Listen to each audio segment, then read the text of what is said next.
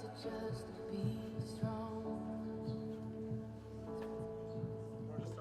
And it's a fight just to keep it together. I know you think that you are too far gone, but hope is never lost. Hope is never lost. Hold on. Hey everybody, welcome. I just want to welcome you to Sun Valley. We want to welcome those who are currently outside to come on in. We just want to thank you so much for braving the cold. I know it's a little snowy out, and we're getting a little bit more snow than we are anticipating or that we are wanting.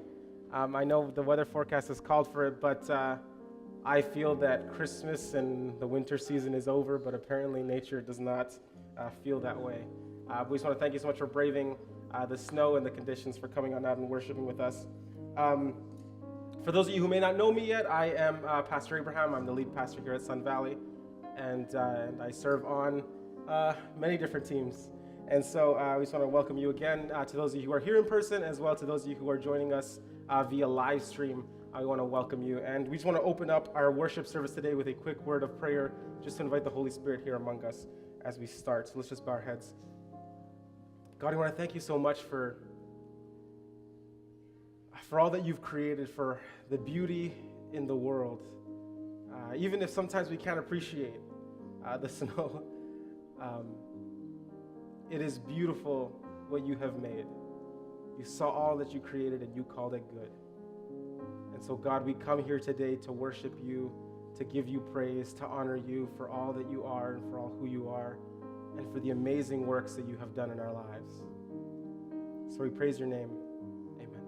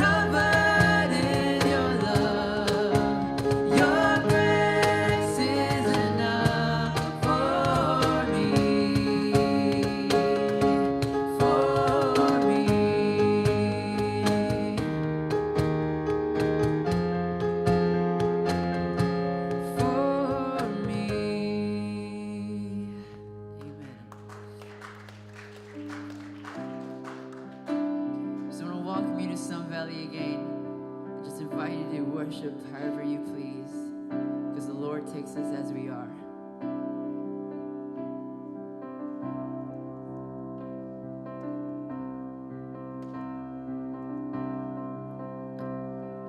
Come out of sadness from wherever you've been. Come broken-hearted, let rescue begin. Come find your mercy, O sinner, come near. Earth has no sorrow that heaven can heal. Earth has no sorrow that heaven can heal. So lay down your burdens, lay down your shame. And all who are broken,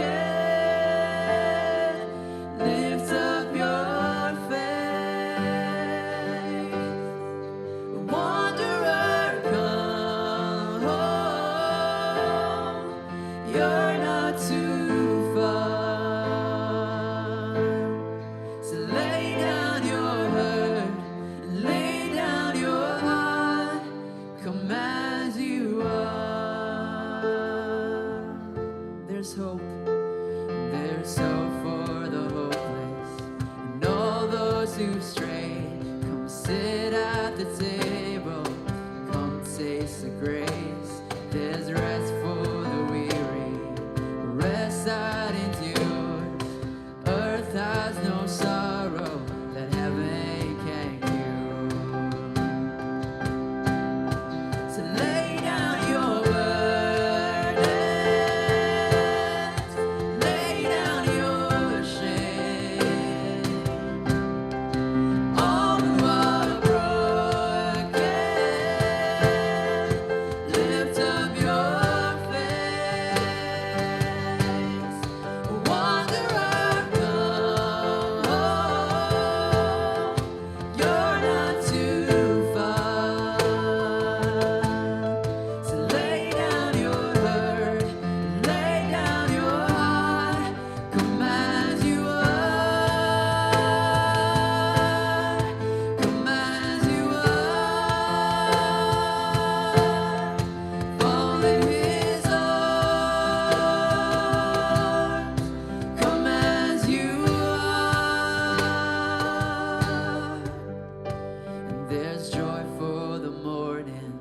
A sinner, be still.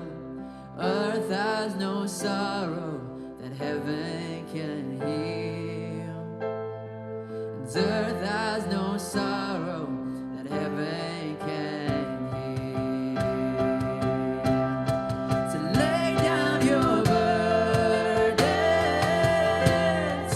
lay down your shame. And all who are broken, lift up your faith. Wanderer, come home.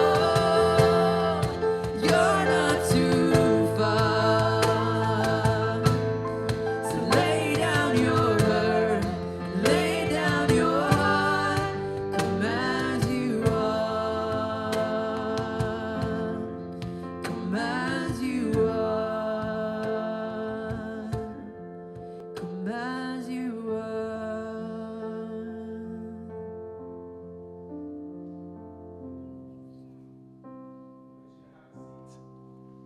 One of the ways we like to worship here at Sun Valley is by giving back through our tithes and through our offerings, by honoring God for all the amazing things and the faithfulness He has been, or the faithful He has been throughout our entire lives. God has been so generous and so lavishly giving towards us. And so one of the ways we worship here is by giving back what God has already given to us. And so if you would like to partner with us through our tithes and through our offerings, there are a couple of ways that you can do that. You can do that online through adventistgiving.ca, and you can also do that in person here through cash or check donations through our tithe envelopes. And something new that we've been introducing for the past couple of months is our Square app. And so if you're like me and you are forgetful and you never carry cash and you don't have checks, and and all you have is a credit or a debit card, but you would like to support and give back, there are ways to do that as well. So we have our Square app reader that'll be available for you at the end of the service at the very back near the exit doors. And so if you would like to give, you can also give that way. And we also want to bring to your attention our love offering. And our love offering season is a time of giving where we give towards a very specific and targeted ministry. And so we have 2 weeks left to support our love offering. And our love offering this year is going to be supporting the students and the youth who are active members here at Sun Valley in their efforts to raise funds towards their mission trip that we are going on during spring break, March through April. We're going to be going down to Nicaragua, and we're going to be building a foot traffic bridge to help the village access clean water and medical supplies, and hopefully some other infrastructure there as well. And so if you would like to partner with us in helping our students raise those funds, then you can give so by donating to the love offering available online as well, tithe envelopes, and through our Square app. And so we're just going to call our ushers forward to collect our offering, and we're going to have a quick word of prayer and ask that God would bless these offerings and whatever we give forward to him. So let's just bow our heads. God, I want to thank you so much for being so amazing, for loving us so much, for being willing to go to the ends of the earth, to the ends of the universe, for being willing to lay down your life, all because you want to have a deep and meaningful relationship with us. And you have never been stingy, God. You're a God that just continues to give and give and give, even though we don't deserve it sometimes. And so, God, we give back to you to honor and worship and praise your name. And so we would ask that whatever is given back to you, that you may bless it, that may go a long way towards supporting the ministries our church has here in this community. Thank you so much. Amen. So this next song we have here is a new song. It's called Reckless Love. And I've been wanting to do this song for a couple months now, but I've been reprimanded for introducing far too many new songs. My poor bandmates and singers. But this song I just really had on my heart to teach you guys here at Sun Valley, because it's absolutely amazing. The lyrics are amazing, the melody is amazing. And so I want to teach it to you guys. I'm just going to do the chorus for you. So catch on. I think you'll catch on really easily.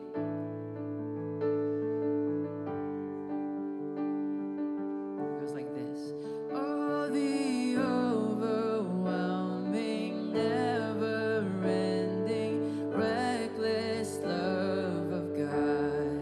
Oh, it chases me down, fights till I'm found, leaves the 99, and I couldn't turn it, I don't deserve it, still you give yourself away. Oh, the overwhelming, never-ending, reckless love of God. You guys caught on, that's amazing. I should introduce more new songs more often.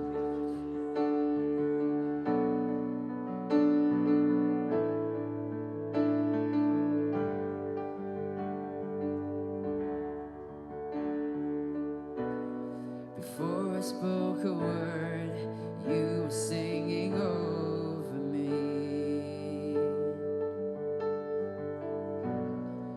You have been so good to me.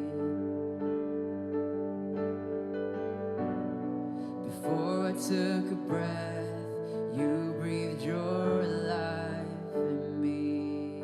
You have been so kind to me. You have been so kind to me. And oh, the overwhelming, never-ending, reckless love of God. Oh, it chases me down, fights till I'm found, leaves a 99, and I couldn't turn it, I don't deserve it, still you give yourself away. Oh, the overwhelming, never-ending,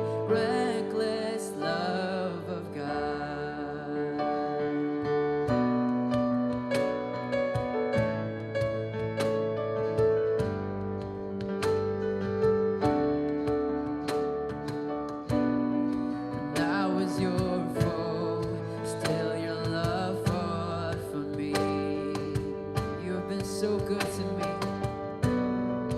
You have been so, so good to me. And I felt no worth.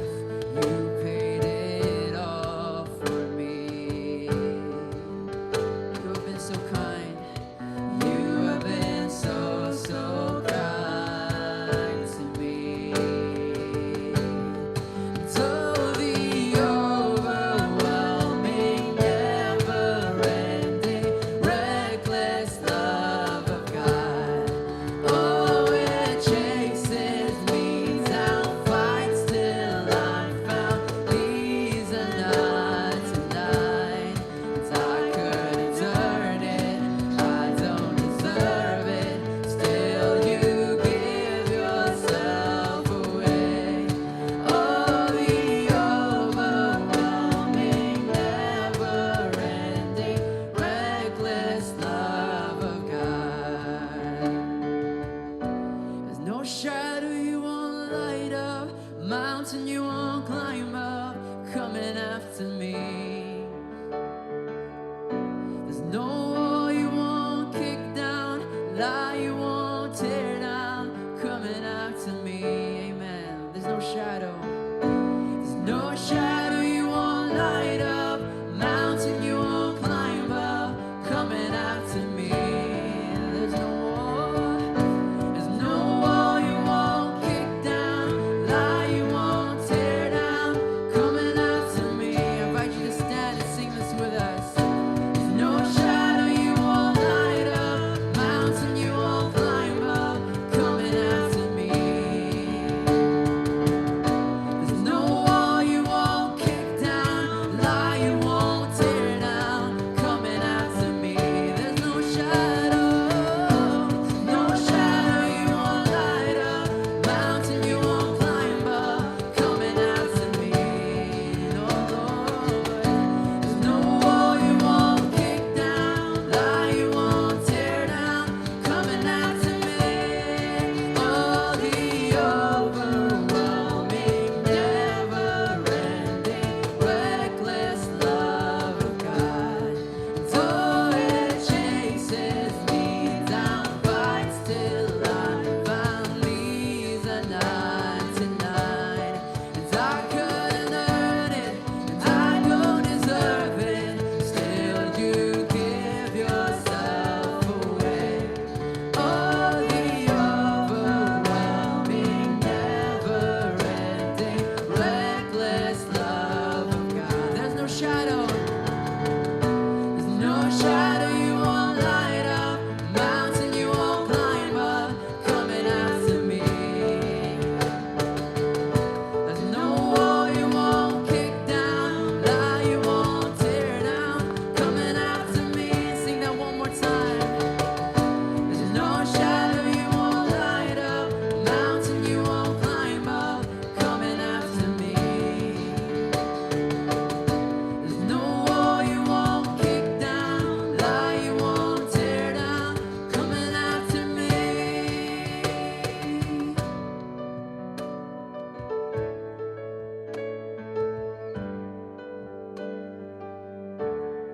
And oh, the overwhelming, never-ending, reckless love of God.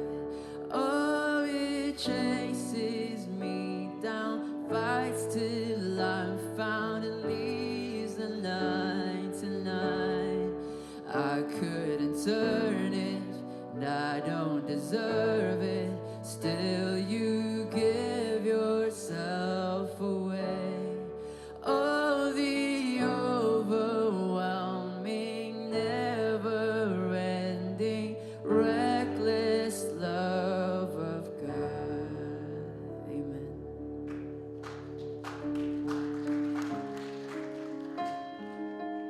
Sing with us our last song, Great Are You, Lord.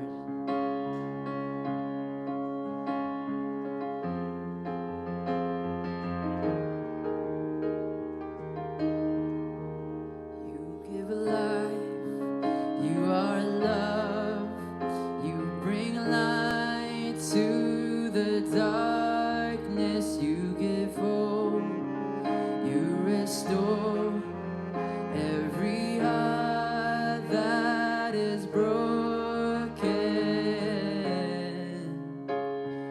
Great are you, Lord. It's your breath in our lungs, so we pour out our praise, pour out our praise. It's your breath in our lungs, so we pour out our praise to you only. Great are you, Lord. He gives life. You give life. You are love. You bring light to the darkness. You give hope. You restore every heart that is broken. Great are you, Lord.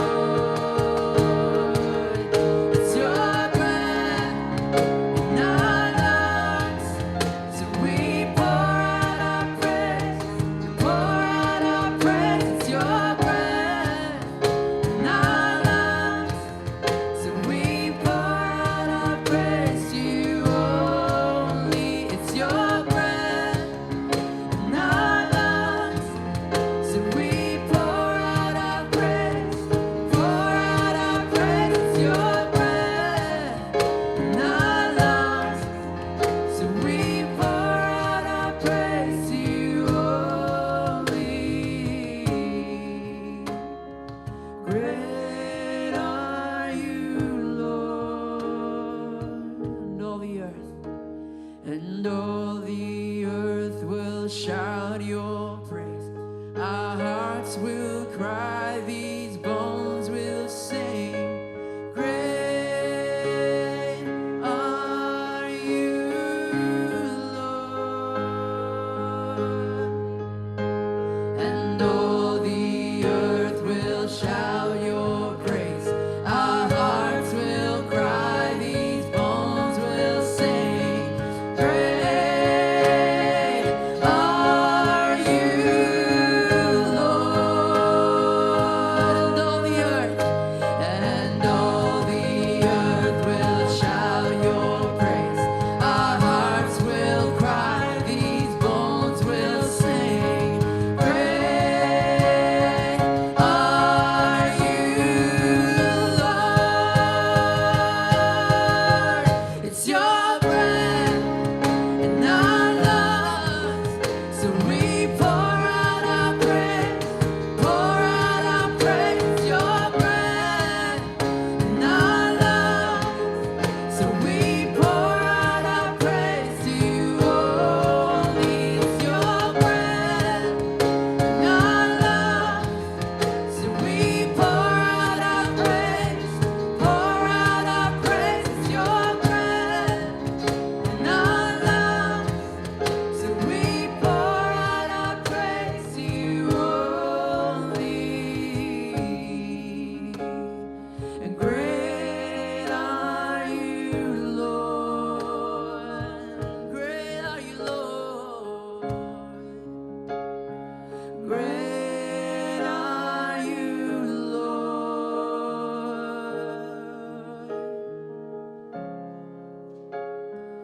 Great are you, Lord.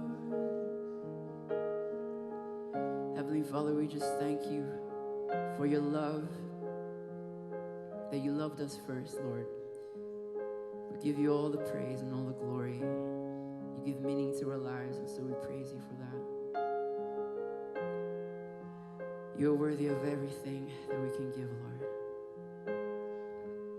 So we bless your name. In Jesus' name I pray. Amen.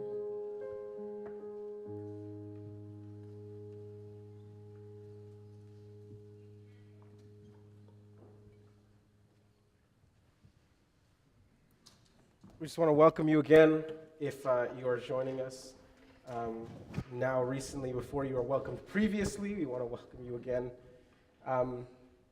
We also want to let you know that there are kids classes available for our little ones. If you would like to attend those kids classes, we have 13 and under on our left-hand side as you exit the doors, and so that'll be in our fellowship room. And we also have 14 and up in our boardroom on the right-hand side as you exit.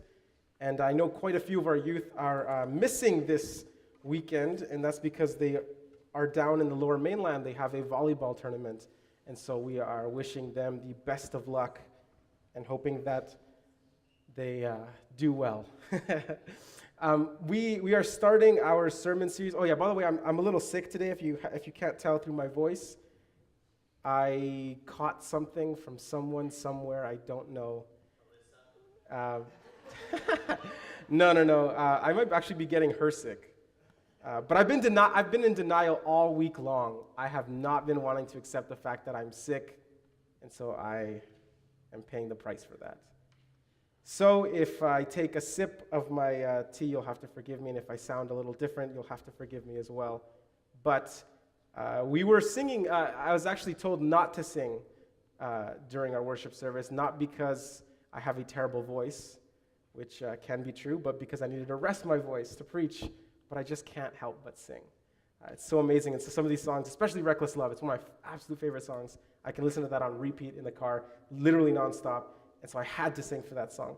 But if you are joining us today for the very first time and you're not aware of what we're going through or what series we're going through our series called The Mingling of Souls. And it's a series that we've been dealing with specifically relationships and marriage, and more importantly, we've been dealing with sex. The concept of sex and how that plays into the biblical standard, what God says, how God created it, and that kind of area. And so today's sermon is called Under the Huppah. Under the Huppah. That's what this little thing is over here. It's called a huppah, and I'll be explaining that throughout our sermon. But if you've missed the last two sermons, because this is our third sermon in the series, you are welcome to go on YouTube. You can find those sermons. Our first sermon was called Sex God. Our second sermon was called Spark of the Divine, and this sermon today is called Under the Huppah. And in our first sermon, we learned something that's very important. We learned that God created sex, that he created it in all of its wonderful pleasures, and he created it for us to enjoy sex. We also learned that God created sex in the first week of creation. Before the fall began, before sin entered the world, God instituted the unity of sex and sexual intimacy. And we also learned specifically that he created it in the context of marriage. He created it in the context of Adam and Eve, and the sex was to unify them, to solidify the marriage covenant, which we'll be talking about today as well, and how sex isn't just an individual act of physical intimacy, it's also a symbol of unity between two individuals. In our second sermon of the series, we learned that sex is more than just a physical act, that sex involves the soul, it involves an entire being, it involves a whole person, that we were created in the image of God, and so that we have then, because we were created in the image of God, we have a spark, what we're calling the spark of the divine, placed in us. And so we learned that how we treat others is a reflection of how we feel about our Creator, and that through our actions we can invite the present realities of heaven and hell. And we also learned that despite our mistakes, even if we have made mistakes in our past about our sexuality, that God still has a plan to love us and restore us and redeem us. And more importantly, something that I think, unfortunately, the church, Christianity, has not done such a good job in the eyes of the world, is stating the fact and addressing the fact that your worth as a person is in no way connected to the state of your virginity. Right? That we are all loved by God, regardless of whether we are virgins or not, whether we've made mistakes in the past or not. We are loved and adored and appreciated by God, and we deserve love, grace, and mercy. And so for today's story and for today's sermon, we're going to be exploring primarily the book of Song of Solomon, chapter 4. And I'm going to give you a little warning for anyone that is here and that may not have been through our series or understanding the context. This chapter and this sermon is going to get a little steamy. And so if you have glasses, you might want to have defoggers ready or a cloth or something, because this is going to get a little passionate. And if you haven't yet read the book of Song of Solomon, you are missing out. It is a fantastic book. And more importantly, it is a great book, not only about sex, but about sex in the context of marriage and unity. And if you read chapter 1 of Song of Solomon, you'll see this relationship begin to flourish between Solomon and his bride. And you see them as they court each other, as they recite poetry for each other, and as their passion for each other begins to build and build. And Solomon and this woman are not by any means shy about their feelings towards each other. If you read the book, if you read the chapters, you'll know that they're not shy about how they feel about each other. And they're not shy about how passionately in love they are with each other. And it's not just this kind of over-the-top skimming kind of passion, like, oh, I love you so dearly. Like, this is like literal, like, sweet nothings they're whispering in each other's ears. And you'll see that it's not a relationship of convenience. It's not a relationship of a marriage between two kingdoms that are going to unite, two warring kingdoms. It's not a relationship of an arranged marriage that the parents have arranged. This is a relationship out of genuine and deep love for each other. And you see it explored through chapters 1 to 3 as they court each other. And their passion, as is natural for two couples that are deeply in love, begins to build up in each other as sexual passion. Very specifically, Song of Solomon talks about sexual passion. And if you read chapters 2 to 3, you're going to be able to see the spots where they're kind of whispering these desires towards each other. But more importantly yet, you'll read that even though they're not shy about their sexual desires, even though they're not shy about their sexual intimacy or their sexuality, they haven't yet crossed the line. They haven't yet been intimate sexually before they're married. You'll see that in chapters 2 and 3, because in two different occasions, once in chapter 2, once in chapter 3, the wife of Solomon, or the future wife of Solomon, the lover of Solomon, says, daughters, she says the exact same thing twice in chapter 2 and in chapter 3. She says, daughters of Jerusalem, I charge you by the gazelles and by the does of the field, do not arouse or awaken love until it so desires. That's what she says. And Solomon and his love, his bride, they want to have sex. You're going to read this throughout the Song of Solomon. They want desperately to have sex. They want to passionately embrace each other and explore all of the sexual intimacy that God has created for these two people. But they're not yet doing that before they're married.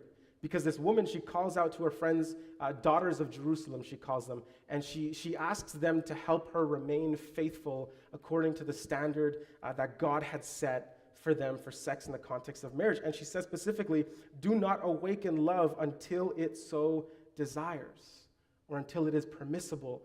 And she doesn't mean don't have sex until you're in love, or don't have sex until you feel like it. That's not what she's saying. She's saying do not have sex until love, the entity and embodiment of love, makes it permissible. And what is obvious to the Hebrew readers that may not be obvious to us, especially in our culture, is that love only ever made it permissible in the context of marriage and unity. And so she's asking them, and she's charging them specifically by the gazelles and the does of the field, and she says that do not awaken love until it is time.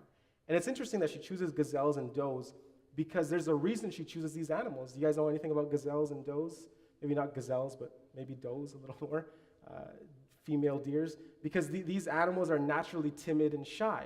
And so when danger approaches, they are quick to run off and to pounce and to leave. They have very attuned sense of hearing, and so they are very weary of anything that approaches them.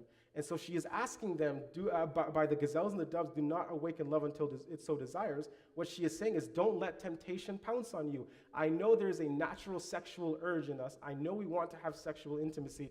I know that this passion is building up. But she says, friends, help me to remain pure. Help me to remain faithful to God's standard. Because as the gazelles and the does, as temptation approaches, be like the gazelles and the does and just pounce off.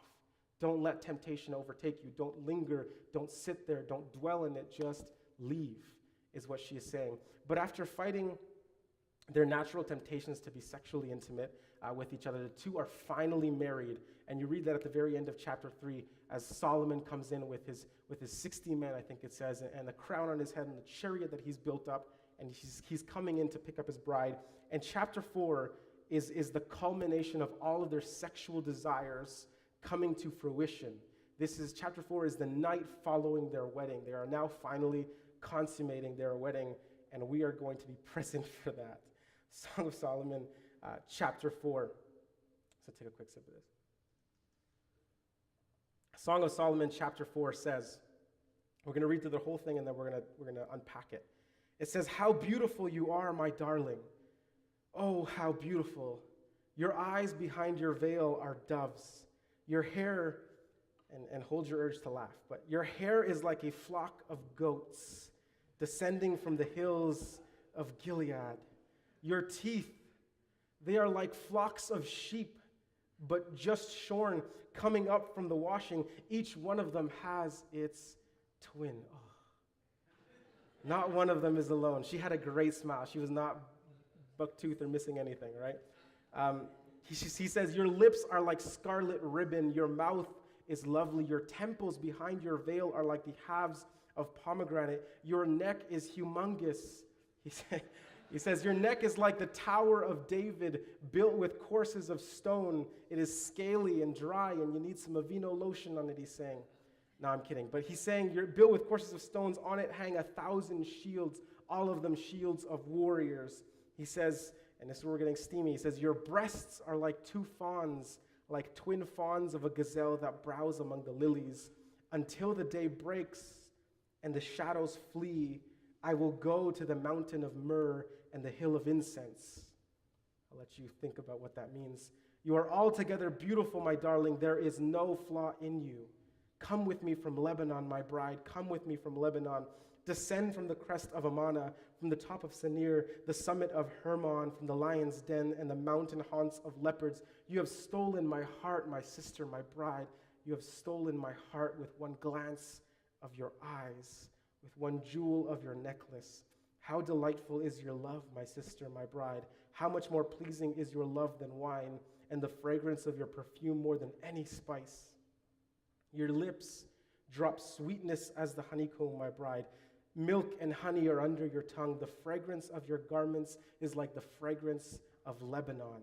You are a garden locked up, my sister, my bride. You are a spring enclosed, a sealed fountain. Your plants are an orchard of pomegranates with choice fruits, with henna and nard and saffron, calamus and cinnamon, with every kind of incense tree, with myrrh and aloes, and all the finest spices. You are a garden fountain, a well of flowing water streaming down from Lebanon."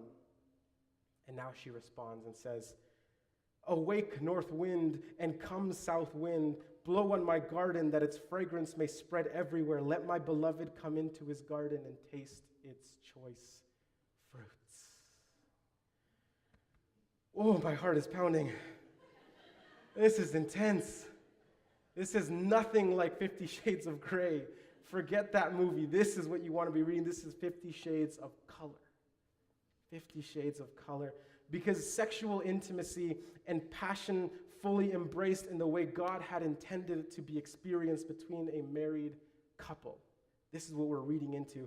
And before we get to unpack this chapter, I need to kind of set the groundwork and tell you what our first lesson for the sermon today is. Our first lesson is God blesses the bedroom. Amen? No one cares about that. Okay. God blesses the bedroom. The Bible makes it very clear that sexual intimacy, I lost myself here, that sexual intimacy is meant to be experienced in its appropriate context, that God created sex for our enjoyment, but he also created it in an appropriate context. Remember, we say if it is God-given, it should be God-driven, right? And we see this in the Bible, the entire book on this. The entire Bible has one book dedicated on this topic alone. It is such an important topic that the Bible has dedicated an entire book towards sex and relational intimacy between two people and the appropriate ways that we should be doing that. And for Christians, but for those Christians who feel like sex isn't an appropriate topic for discussion, then I'd recommend that you read through the book of Song of Solomon, that you read through the Bible and kind of see how God's word addresses this subject, because it's a very important part of our spirituality. It's tied in very closely to our spirituality. And Solomon and his wife are following the age-old tradition of consummating their marriage the night after their wedding day. And they've just been married, and they've committed their vows to each other before the rabbi. And now they're in their bedchambers about to become sexually intimate for the very first time. And ancient Israelites had quite a few different traditions when it came to weddings. They're a little different than our own, and they're different than what we have now. And there's a lot of them. There's a lot of different traditions, but I'm only going to mention one because one is of particular importance to our series and to sexual intimacy, and it's the tradition of the Huppah. It's the tradition of the Huppah. In Jewish tradition, it was customary for a man and a woman to be married under this Huppah. This was usually a cloth or a sheet, usually white, or it was a talit, which was, I don't know if you have ever seen any Bible movie and you've seen those rabbis with like their white and blue kind of cloths, it's like a little poncho they wear. Sometimes it was one of those things, and it was usually held up by 4 posts, and the couple would then be married underneath the Huppah. And the Huppah represented a couple of different things. As the couple stood underneath this Huppah, the Huppah represented 2 different things. Well, it represented a majority of things, just like in any ancient tradition, but it represented 2 things that's important to us. One, it represented the tabernacle covering. So in the ancient system of sacrifice and temples, the Jewish people had built a temple, a tabernacle to house the presence of God. And when God's glory would descend in physical manifestation as a ball of light, it was called the Shekinah glory. And so the Jewish people, they had this wedding tradition to stand under the Huppah to represent, this cloth would represent the tabernacle system. And it represented the fact that God's glory would descend upon the marriage, that this marriage would be blessed by God. And more importantly, too, that the marriage would also represent and house God's glory.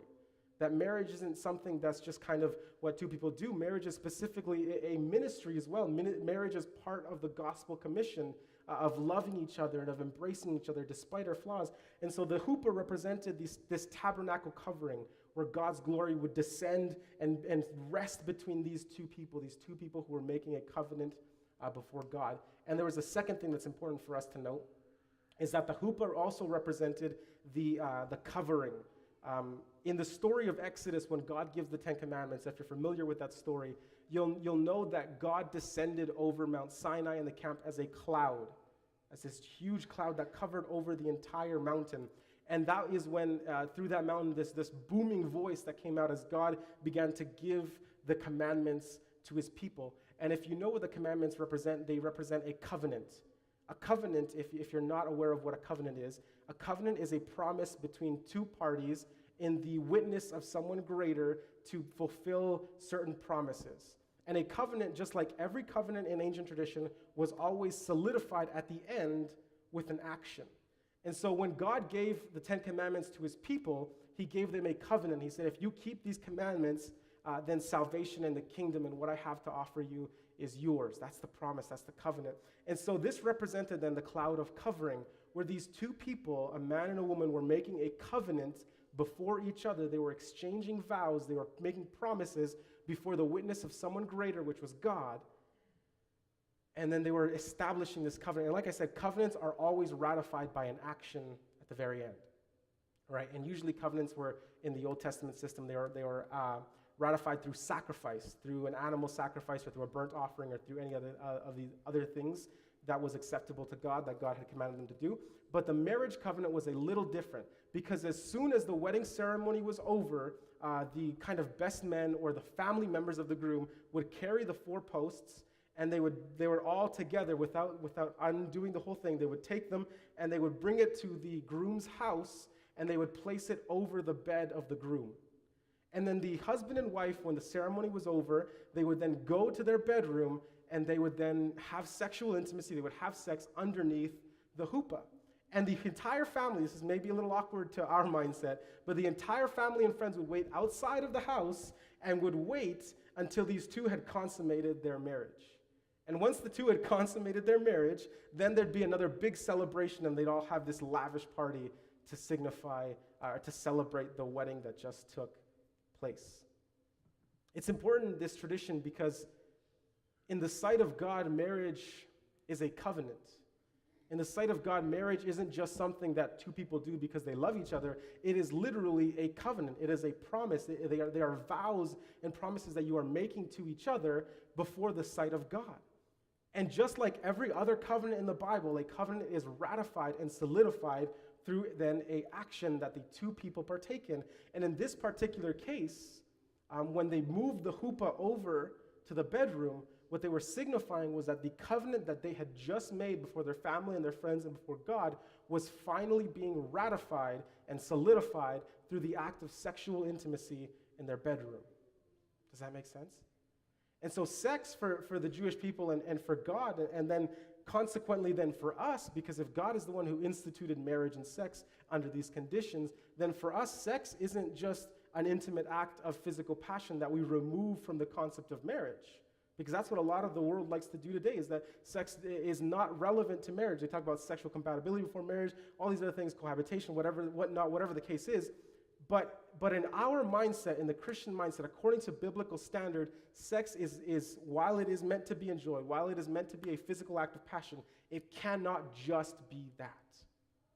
Right? We talked about this numerous times in our sermon series, that sex cannot be distilled to the simple gratification of lust or the simple process of making babies. Sex is so much more than just those two things. Sex is the ratification of a covenant, of a promise that two people have made. And so what we carry forward then is that every time you have sex with your spouse, you are symbolically recommitting the covenant you made to each other before God. And this is why sex is so sacred and so important, because it's not something that we should be participating before the covenant promises are made before friends, family, and God. Sex isn't something that we can remove from the equation because it is tied into the covenant promise. But it's also important in the other standard that it's something that we need to include in our marriage. Sex is something that needs to be included in your marriage. We made that joke at the very first sermon that some people think that sex is just the cherry on top of the sundae that is marriage. But it's not that. Sex is part of the ratification of the covenant. And so a marriage and marital intimacy must include sex, because it is a ratification and the renewal of that covenant that two people have made before God. And we'll see that in the Jewish system, God blesses and resides, and his presence is over the wedding, is over the vows.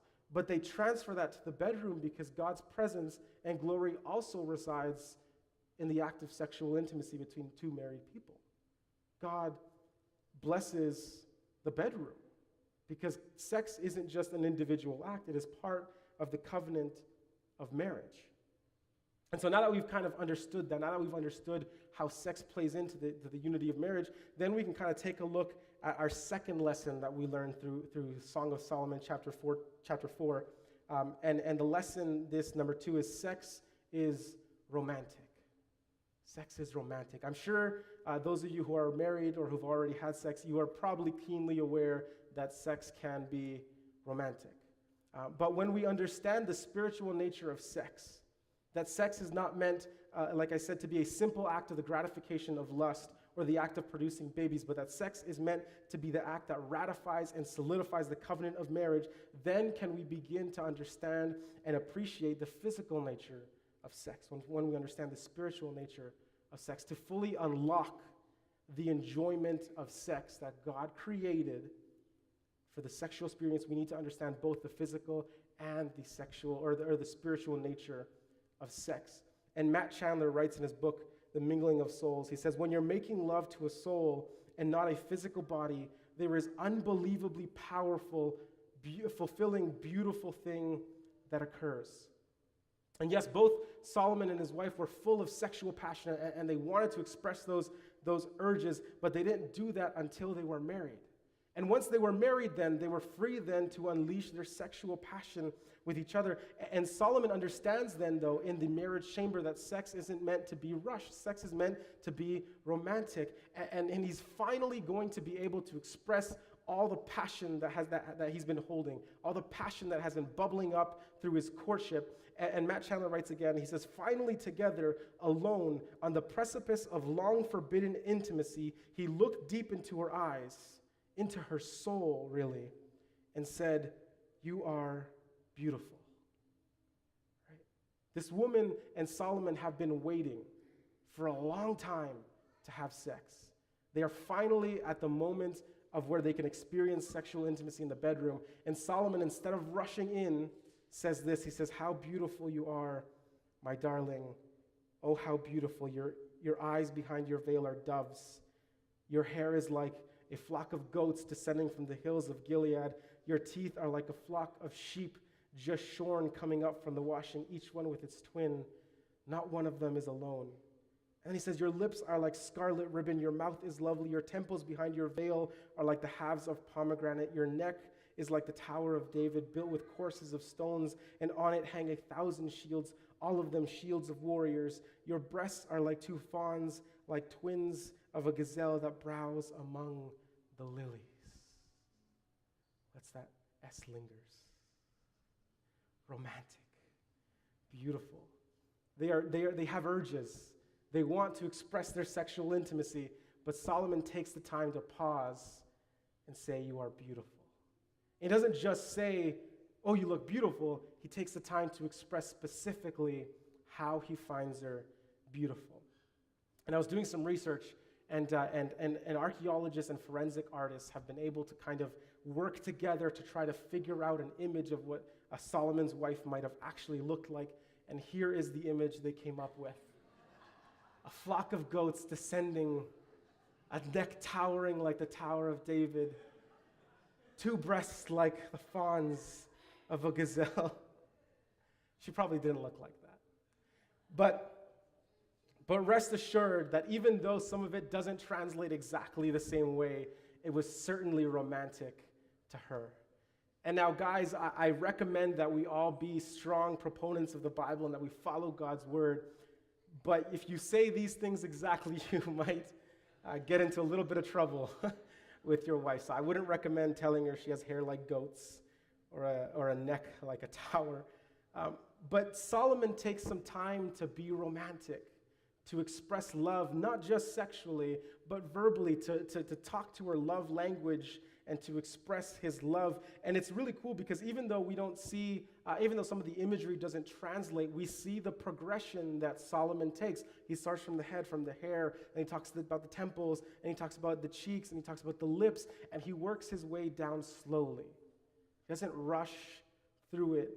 He works his way down slowly. And they've both saved themselves for each other, and they haven't had sex yet because they didn't want to awaken love before it was time. And now that they're married, they can finally fulfill the passions, the floodgates of passion that have been bubbling over. But before Solomon does that, he pauses. And Matt Chandler writes, they weren't even undressed yet when Solomon remarked on her captivating presence.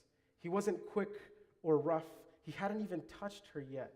He spent the first moment where intimacy begins to build by saying, your soul is beautiful. Sex is romantic. You know, the romance doesn't stop when the vows are over. Sex is romantic because it is the appreciation of each other, the assurance of love for each other, and the dismantling of insecurities through the vulnerability of true nakedness that is part of sexual intimacy. You know, the intimacy of nakedness isn't just wearing no clothes. It isn't just literally being naked. We talked about this in our last sermon. We talked about that true nakedness is being present before each other, body and mind and soul and fears and thoughts and insecurities, everything laid out bare before the other person. That is true nakedness, the appreciation of each other despite differences, despite flaws, despite everything else. And sex is romantic because, like verse 7 of Song of Solomon 4 says, you are altogether beautiful, my darling. There is no flaw in you. It is romantic because it ignores all flaws and imperfections. It is aroused by the raw physical body and appreciates the beauty of the soul behind the body. And verse 6 says, and we're leading into our second lesson. Verse 6 says, until the day breaks and the shadows flee, I will go to the mountain of myrrh and to the hill of incense. And Solomon says, what he's literally saying, he says, I'm going to love you all night long. All night long. He says, Matt Chandler writes, ideally the sex is so loving that it builds itself up, fuels itself, and keeps stoking the passion as it proceeds, which leads to our third lesson, today, which is sex is reciprocal.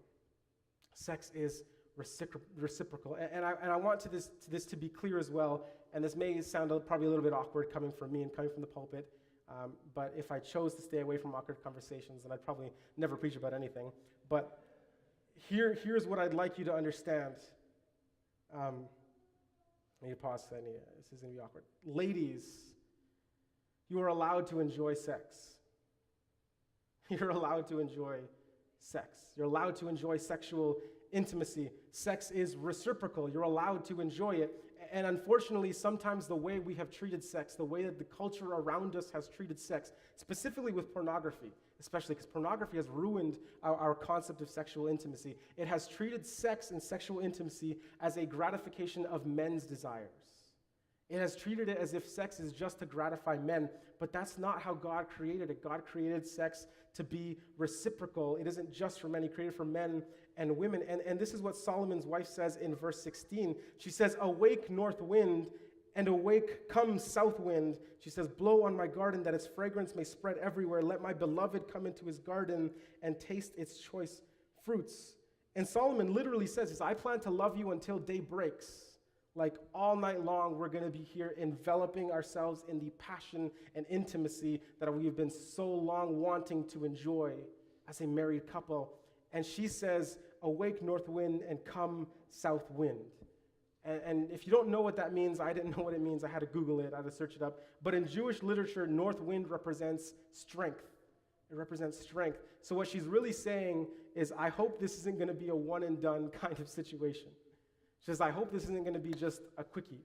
I hope this isn't going to be just something that's like, I hope this is romantic. I hope this is fulfilling. I hope this is reciprocal. I hope that you are true to your word. And she also says, then come south wind, which is the opposite of the north wind, because it represents gentleness. She's saying, continue to love me gently and passionately.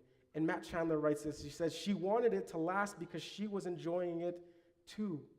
Drunk on passion right alongside with him, enraptured, aroused, and reciprocating his love. And he continues to say, sometimes women can have intimacy issues because they know their husband's desire for sex, but somehow they've come to see sex as dirty or forbidden, or maybe they've come to think that it is sinful for a woman to enjoy sex, or that it makes her unholy or unfeminine or immodest. But he says when a husband and a wife really connect sexually, the passion can be overwhelming.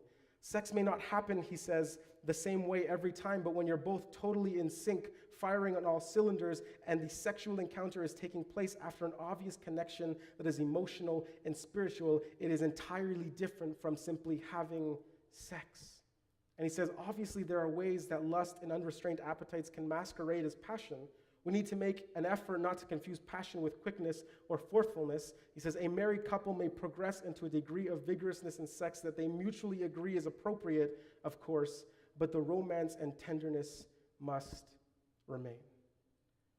Sex is reciprocal. It is in no way dirty or unholy or unfeminine for both parties of the sexual encounter to enjoy what God has given. And in fact, Shawnette Feldhahn, in her book For Women Only, she reveals the findings of a professional study done on men and sexual intimacy. And she says this, and the study found that 97% of men said that getting enough sex wasn't by itself enough. It said that men wanted to feel wanted. She said, the study also found that even if they were getting all the sex they wanted, she said that 3 out of 4 men would still feel empty if their wife wasn't both engaged and satisfied. And so what we read in the Song of Solomon isn't just the passion of newlyweds who wanted to have sex and who have been waiting until they were married. It is also the careful and intentional effort to ensure that sexual intimacy isn't a one-sided experience. And this is one way that sex shows us the gospel, because it is an unselfish giving of oneself to another. The selflessness of mutual satisfaction to make sure that the sexual intimacy is as God intended, romantic, reciprocal, and fulfilling for both men and women. And because sex points us to the gospel in this respect, we can also learn our final lesson about sex in this sermon. And the final lesson is sex is holy. Sex is holy. And Solomon says it in verse 12 of chapter 4. He says, "You are a garden locked up, my sister, my bride. You are a spring enclosed, a sealed fountain. Your plants are an orchard of pomegranates with choice fruits, with henna and nard and saffron, calamus and cinnamon, with every kind of incense tree, with myrrh and aloes and all the finest spices." And he says, "You are a garden fountain, a well of flowing water streaming down from Lebanon." And one of the things that we know historically about Solomon is that Solomon was a fantastic gardener. Right? He's famous. One of the ancient wonders of the ancient world was Solomon's hanging gardens. Solomon planted gardens all over Jerusalem, and he was even responsible for planting entire forests. Solomon had an incredibly green thumb. He knows his way around plants. And what he does in this short verse here, these short verses, he lists the most rarest and most expensive and most sought after plants, flowers, and spices. And Matt Chandler says, by comparing his bride to these things, he is saying your body is an impossible garden, the dream garden, the stuff of mythology, because you can't grow cinnamon in the same place you grow pomegranates. They don't grow in the same areas. He says, as he passionately drank in her body, and as their souls became mingled together in the purest of marital sex, he proclaims in these verses, your body is the most perfect place, and it is being discovered for the very first time. He says her body was a garden locked up, a spring enclosed, a sealed fountain, something that was not explored before they were married, something that was set apart for him. And the Bible specifically talks about what is holy. It defines holy as something that is set apart for two people. It is set apart for a specific purpose or use. And sex is holy because sex isn't meant to be given or to be shared with absolutely everyone. Sex is holy because it is set apart for a very specific and particular use between two married people who love each other deeply and intimately. And sex is meant for our spouse and for our spouse alone. It is meant to remind us of the God who gave sex to us, who takes joy in the union of his people. And we don't really need to try to over-spiritualize sexual intimacy to see it as holy. We just need to approach it the way that the Bible approaches sex. Seeing sex as holy helps us then to love our spouse more greatly, because Gary Thomas in his book Sacred Marriage says, sex is about physical touch, to be sure. But it is far more than physical touch. It's about what's going on inside of us. He says, developing a fulfilling sex life means I concern myself more with bringing generosity and service to the bedroom than with bringing washboard abs. And this is important. He says, it means I see my wife as a holy temple of God, not just a tantalizing human body. It even means, he says, that sex becomes a form of physical prayer, a picture of heavenly intimacy. We're closing up as the band comes up. We need to understand these four things. We shouldn't be afraid to have conversations and to communicate and to talk openly about sex, because God blesses the bedroom.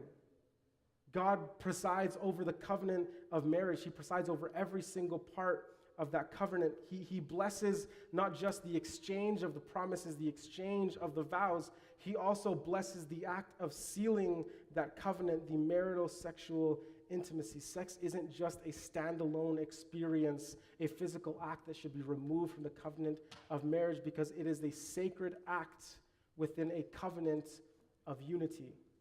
And because God blesses the bedroom, we can begin to understand and celebrate the physical act of sex, understanding that sex is romantic, that romance isn't a means to an end.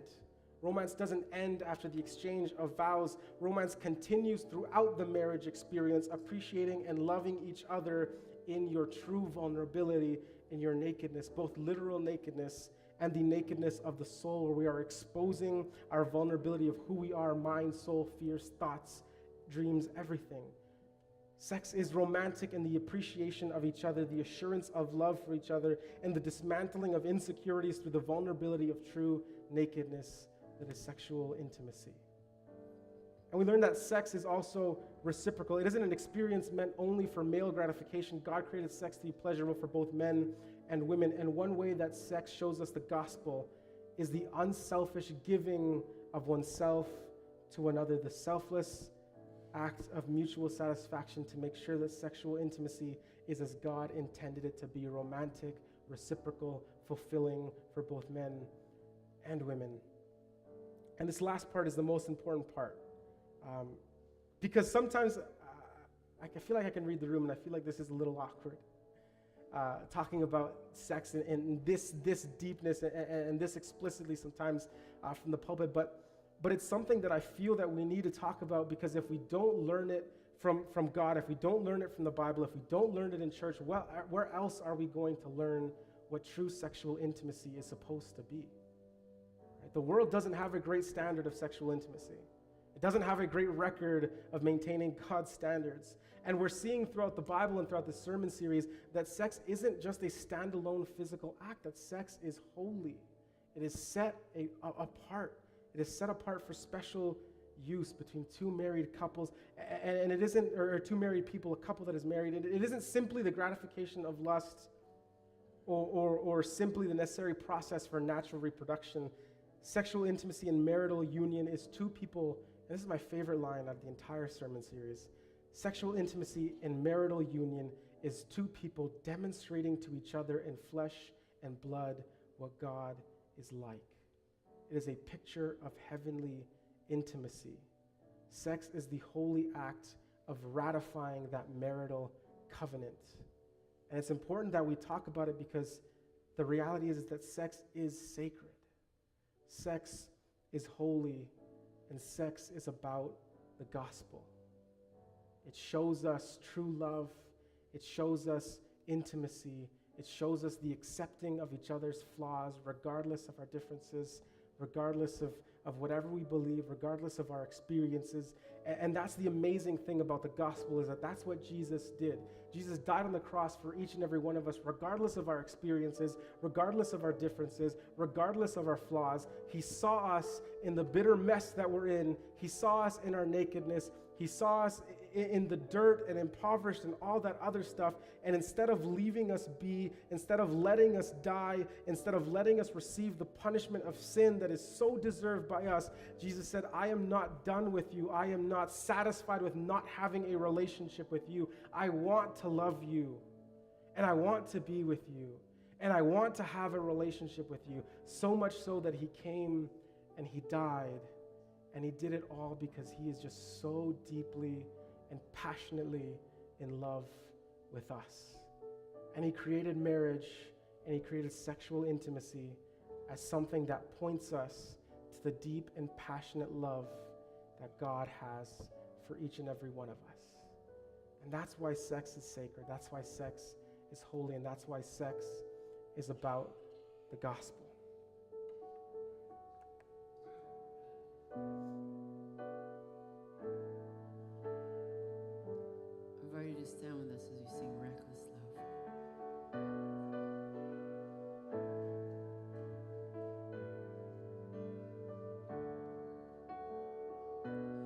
Before I spoke a word, you were singing over me. You have been so, so good to me. Before I took a breath, you breathed your life in me. And you have been so, so kind to me. And oh, the overwhelming, never-ending, reckless love of God. Oh, it chases me down, fights till I'm found, leaves the 99, and I couldn't turn it. I don't deserve it. Still, you give yourself away. Oh, the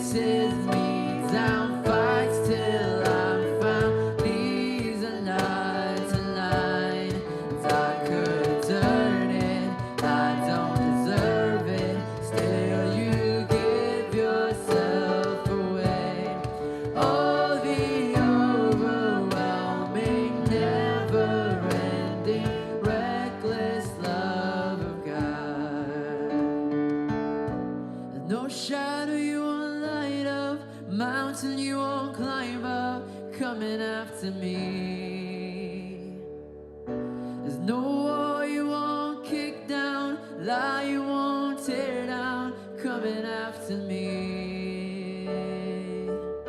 There's no shadow you won't light up, mountain you won't climb up, coming after me. There's no wall you won't kick down, lie you won't tear down, coming after me. There's no shadow.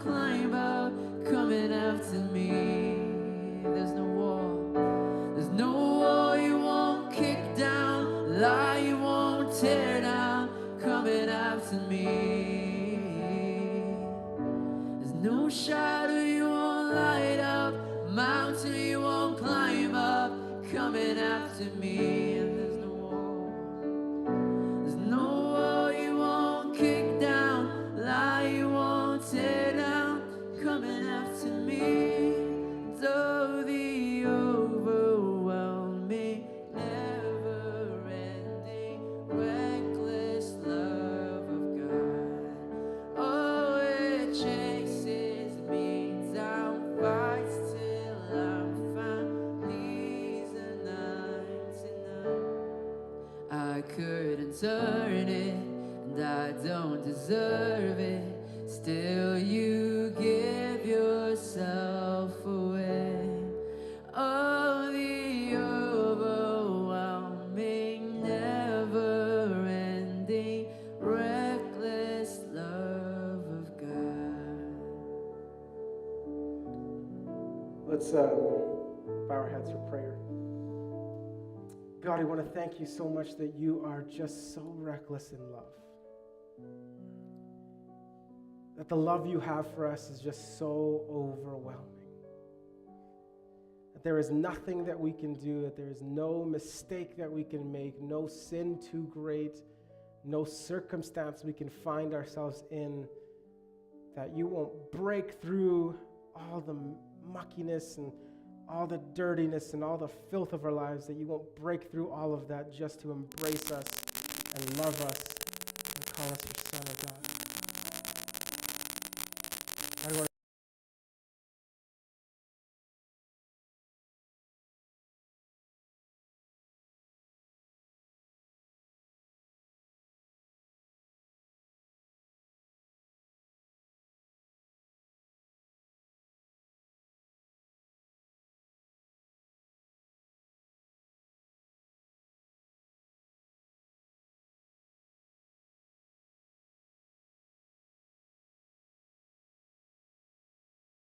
and that first and foremost thinks of us.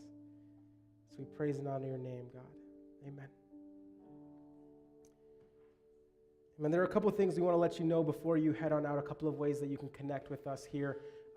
There is a Women's Connection group happening next weekend. And so if you enjoyed the Women's Connection group the last time, you are invited to February 24th at 10:30 a.m. in the fellowship room. Kathy is going to be leading us, the ladies of all ages, in a fun time to connect with each other. And that's next Saturday, 10:30 a.m. in the fellowship room. Next Saturday as well, we want to let you know about our Clean Sheets 3 concert. And so this is a fundraising opportunity on February 24th, right here at 7 p.m., where Fenmore has been helping us organize a musical fundraising concert with a bake sale and a flower sale and door prizes and all that fun stuff. And so admission is going to be $5 at the door, with groups of 4 getting 1 in for free. And all the proceeds that are raised from that fundraising concert and bake sale and flower sale are going to be going towards supporting our students who are raising funds for the mission trip to Nicaragua. And we also want to let you know about another awesome opportunity that you don't want to miss, and this is the Okanagan Christian School OCS Talent Show.